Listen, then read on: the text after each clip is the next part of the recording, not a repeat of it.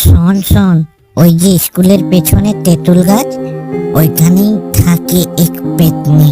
নাম তার রূপমঞ্জুরি। এককালে ছিল জমিদারের কন্যা। পরে অভিমান করে গলায় দড়ি দিয়েছিল। তারপর থেকেই থাকে গাছের ডালে।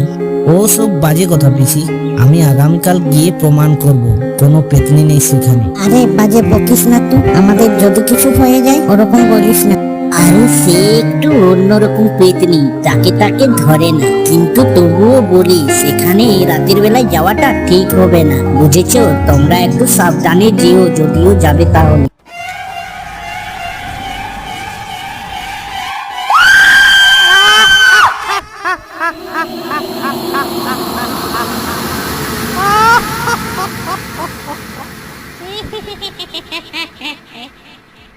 এইবারে তোকে